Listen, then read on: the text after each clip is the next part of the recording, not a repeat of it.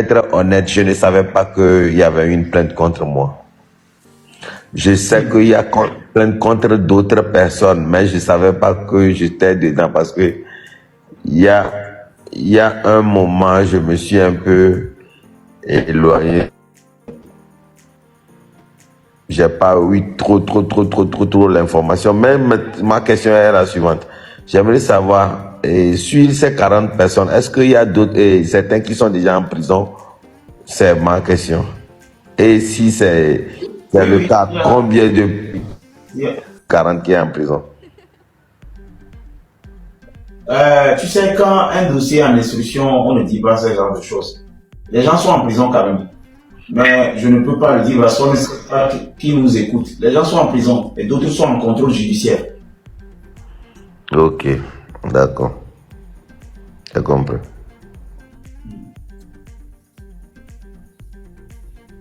Non. Sinon, dans cette histoire, quand vous êtes en instruction, on ne parle plus du dossier, on ne donne même plus des noms. C'est parce que toi, tu n'es pas encore, on ne t'a pas encore signifié quelque chose que je discute avec toi. Sinon, les personnes qu'on a signifiées, qui savent qu'on les a signifiées les choses, eux, je les vois, ils viennent. Hein. Je n'appelle même pas leur nom. Je les vois souvent, ils viennent. Il y en a qui étaient rentrés entre-temps au Togo. Et après, ils se sont battus, ils ont fait le malin. Et on n'a pas pu les prendre. Mais c'est parce qu'ils nous ont fait croire qu'ils étaient là. Ils n'étaient pas là, ils étaient de l'autre côté. Ils faisaient croire qu'ils sont là. Ils n'ont qu'à revenir un jour, nous dire juste ce qu'ils ont dit là. Parce que ça là même, ça nous plaît.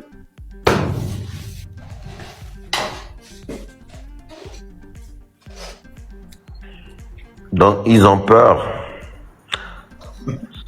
C'est derrière l'écran que tout le monde fait sa bouche. Sinon, ils ont peur de la puissance du président. Il y a quelqu'un qui m'a fait rire. Et nous là, mais il y a ma plibo. Nous là, mais il y a ma plibo. Nous là, nous t'aider ma plibo. Nous les plibo. Je comprends pas. Ah bon? On dirait lui-même, il est là-bas. Hein? On dirait la personne qui a dit ça même, lui-même, il est là-bas ou bien c'est quoi? Mon frère, moi je ne te dirai rien. Moi je te dirai rien.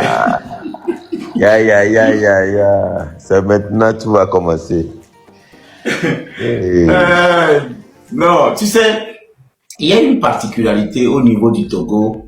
C'est que les gens pensent qu'on peut s'amuser. Pensent qu'on peut s'amuser avec la justice togolaise. Moi, je suis content parce que ils ont poussé la justice finalement à leur dire que nul n'est au-dessus de la loi. Et il y a quelqu'un qui a dit qu'il va me traquer. Il dit si moi-même je l'amène pas la convocation, il va me traquer. Finalement, le monsieur là s'est comporté comme un rat en montant dans les soutes des voitures, dans les coffres des voitures pour traverser la frontière. Au sedo, Thomas, tu veux me quoi? Ah bon, il a fui le pays, c'est ça?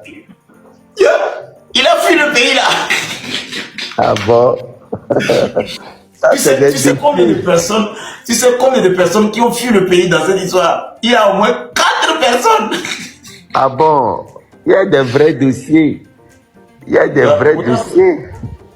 Odako, je te dis, aujourd'hui, il y a des mandats d'arrêt où les personnes se sont transformées en femmes pour traverser les frontières. Et Gladys Jacqueline. Ah bon, c'est comme ça. Mais on dit, les Ivoiriens disent, je connais bagage qui est lourd. Amélia, elle va jouer oh, elle veut audition, elle veut nommer la même connaît. Que nous, qu'est-ce que va Paris pour m'y quoi. Ah. Non, les gens sont sérieux dans ce pays. Non, laissez Fiachan. La grande partie qui vient t'attaquer dans tes lives là, c'est tes proches. Ce n'est pas des étrangers. Ça, c'est une confidence que je te fais. C'est des personnes qui te connaissent vraiment qui font ça. Ne pense pas qu'un inconnu peut t'attaquer. Ne pense pas que quelqu'un qui ne te connaît pas peut venir te détruire. C'est faux. Quand tu vois quelqu'un écrire des commentaires souvent, derrière un profil, je te jure qu'à 99%, c'est quelqu'un qui te connaît. Au fait, c'est un grand lâche, c'est un gros con, un gros stupide, mais il est lâche. Donc il se cache derrière pour te piquer.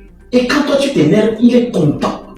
Il est fier, quoi. Pour lui, il a fait quelque chose. Il est heureux. Parce qu'il sait là où te taper. Alors quand tu rencontres souvent certains profils qui t'écrivent ces commentaires-là, d'accord, sois heureux d'avoir encore un lâche proche, déguisé derrière quelqu'un qui te pique. Si tu le réponds, tu as perdu. Si tu t'attaques à lui, tu as perdu. Tu lis le commentaire, tu l'ignores. Tu le regardes et tu ris. Tu te dis, voilà, quelqu'un vient de se signaler encore parmi tes proches. C'est comme ça que prochainement, quand il te voit, il va trembler.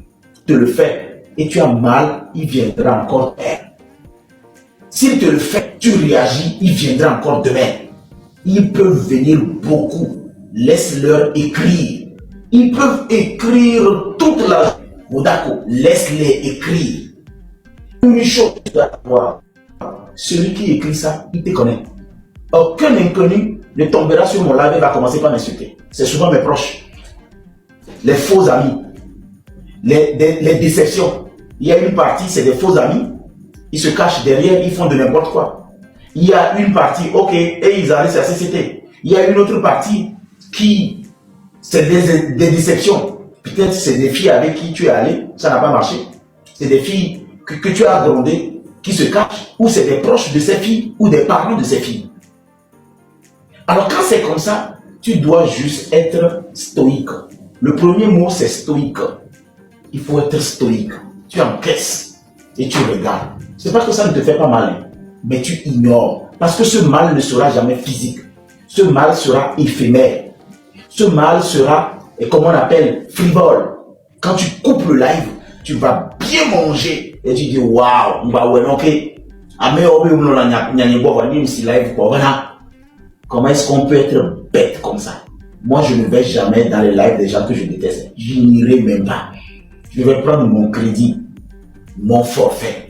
Allez-y dans le live de quelqu'un que je dis que je déteste. Et puis je vais aller écrire là-bas. Quelle punition!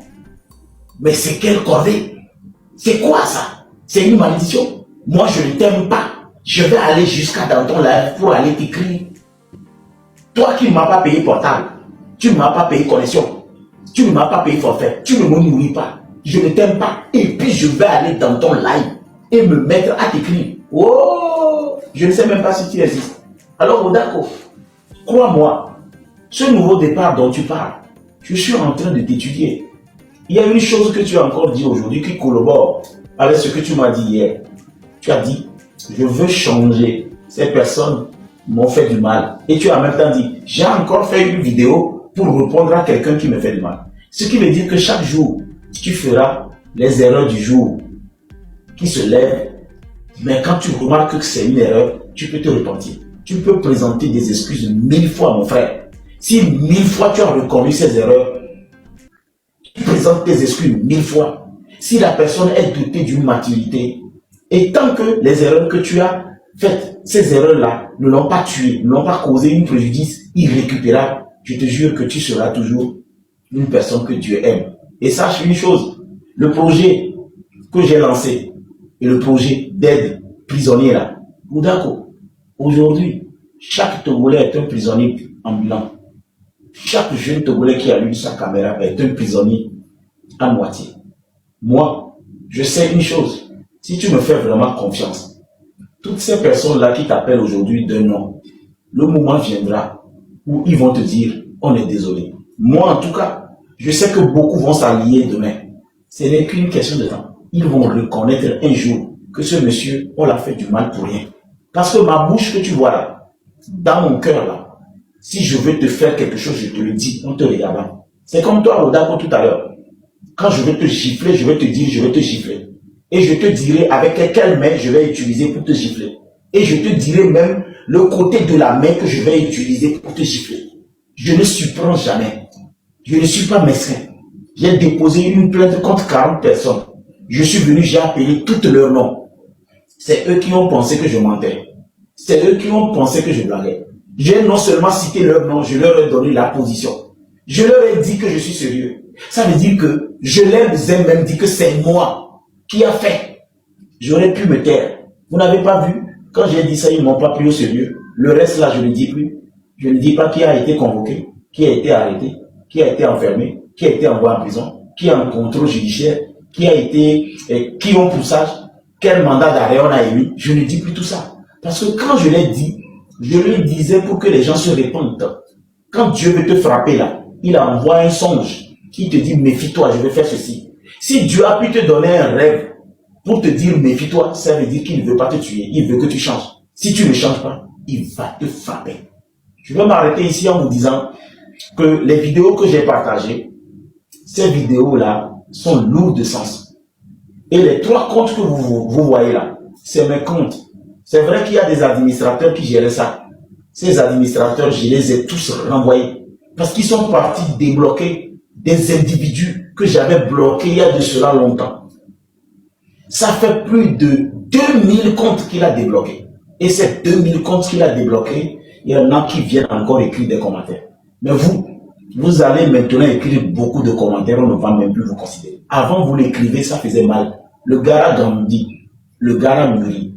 Alors pour le reste, je vous donne rendez-vous chaque jour sur le Parlement. Nous allons aborder maintenant ce qui tue notre jeunesse. Et si j'ai pu parler à Rodako aujourd'hui, si quelqu'un est intelligent, il pense qu'il peut utiliser le cas de Rodako pour venir ici, je vais te renvoyer. Moi, une fois c'est une chance. Il n'y a pas une répétition de la chance. Mere, Moudona dire Gafofonti, la belle est Josso. Mere, Moudona dire Gafofonti, la belle est Josso. Si vous pensez que vous aurez la chance que le monsieur a, c'est que vous ne me connaissez pas. Lui, c'est un titan. Et si un titan reconnaît qu'il est en train de dérouter, c'est qu'il ne veut pas tuer les gens. À bon entendeur, salut. Cher ami, tu as quelque chose. Je vous regarde dans les yeux, je vous dis. Quand quelqu'un vient demander pardon et il dit exactement ce qu'il a fait, c'est que dans son âme conscience, dans son subconscient, il sait qu'il a fait. Il a parlé de calomnie, il a parlé de diffamation, il a parlé d'incitation à haine. Il a dit, j'ai menti dans ton compte. Vous pensez que l'homme qui n'est pas sincère quand il vient demander pardon peut se rappeler exactement de ce qu'il a fait? À moi-même la vie, non. Voilà pourquoi j'ai considéré les excuses de Rodako. Parce qu'il a énuméré effectivement ce qu'il n'a pas bien fait.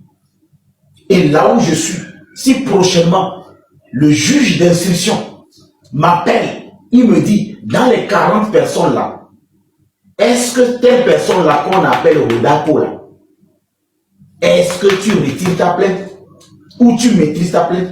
Je vais lui dire, pour l'instant, moi avec Rodako, on est en pourparlers. Il m'a présenté des excuses. Voilà la vidéo.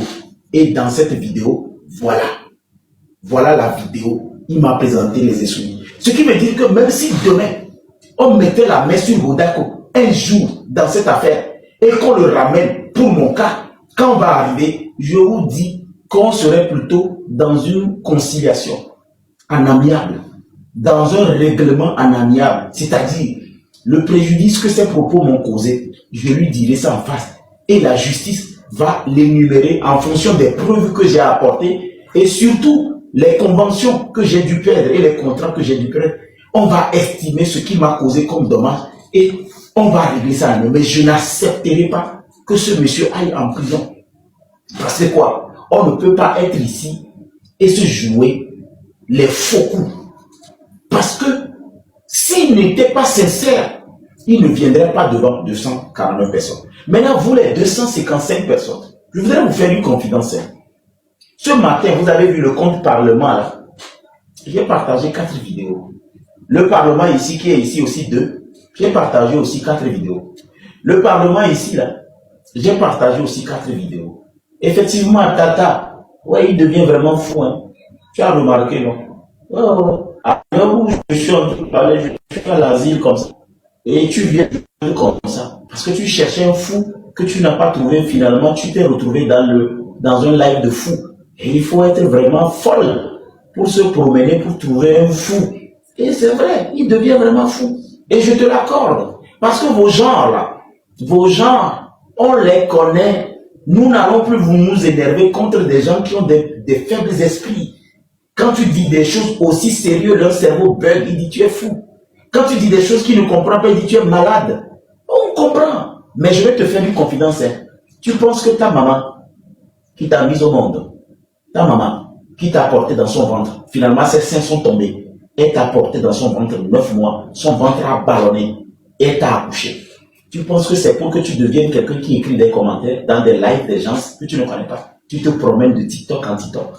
Et tu penses que Dieu a permis que toi tu vives dans le ventre d'une pauvre mère qui a fait la corvée, a supporté la nausée pour que son ventre dégondole, ses seins tombent, pour que toi tu sois né pour te promener dans les lives pour trouver qui est fou, qui devient fou, c'est-à-dire qui est devenu malade, qui n'est pas malade. C'est pour ça que ta maman a souffert 9 mois. Non, ma soeur. Ah là là là là là là. Ah là là là là là là. À l'heure où je suis en train de parler, il se pourrait que tu ne puisses pas concevoir la réalité même du concept de l'existence. Quand vous êtes né, normalement, vous avez un but. Le but, c'est quoi? Je vais honorer ma famille. Je vais accorder autant d'intérêt à moi. Votre jugement, vous devez le mettre sur vous. Critiquez votre vie pour avoir aussi la vie des gens. Mettez autant d'ascension, autant d'amour sur votre vie, jusqu'à ce qu'un jour, quand vos parents vous voient, qu'ils ne disent pas, oh, j'ai souffert 9 mois pour mettre au monde un enfant qui circule dans des lives des autres enfants pour leur dire ce qu'ils doivent faire. Vivez votre vie. Et dans votre vie, occupez-vous de ce qui vous concerne. Et ce qui vous concerne dans la vie, ce n'est pas de dire ce que les gens disent, ce n'est pas de recadrer les gens, ce n'est pas de donner votre opinion, c'est de vivre votre vie et de vous accorder autant d'importance. Parce que, à mon humble avis, si vous ne vous accordez pas autant d'importance, même quand il s'agit du social, vous ne pouvez pas parler. De politique, vous ne pouvez pas parler.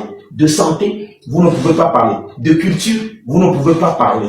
De l'humanité, vous ne pouvez pas parler. D'entrepreneuriat, vous ne pouvez pas parler. Ça veut dire que tout ce qu'on dit souvent, vous ne pourriez pas vous prononcer parce que vous n'avez pas une vie. Quelqu'un qui vit sa vie, il fera des erreurs que Rodako a faites. Mais quelqu'un qui compte la vie de Rodako a l'impression comme si lui, il est parfait. Il y a 2 catégories d'hommes sur la terre.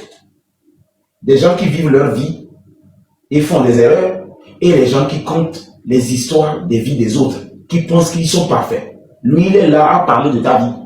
Ce que tu as mangé aujourd'hui, comment tu parles, comment tu réagis, comment tu es habillé. Maintenant, sa vie là, il ne vit plus sa vie. Lui, toute sa vie, il ne parle que de ta vie. À quel moment cette personne-là va faire des erreurs? Une personne qui ne vit pas sa vie, vous êtes sûr qu'il peut faire des erreurs? C'est comme ça que vous êtes beaucoup. Vous ne vivez pas votre vie. Et c'est vos mères que je plains souvent. Comment est-ce qu'on peut mettre au monde un enfant qui devient quelqu'un qui va se promener matin, midi, soir pour chercher à juger la vie des autres? Et ta vie, à quel moment tu vas t'occuper de ton village, de ta pauvre mère, de ta famille? Tu n'as pas des cousins, tu n'as pas d'amis, tu n'as pas des proches, tu n'es pas issu d'un village, ce village n'a pas besoin des gens, n'a pas besoin de l'aide. Si vous n'arrivez pas à concentrer autant d'énergie sur votre propre famille, ça veut dire que vous êtes d'abord un raté. Et vous êtes d'abord un rejeté. Et quand vous le faites, je vous dis, vous n'obtiendrez rien.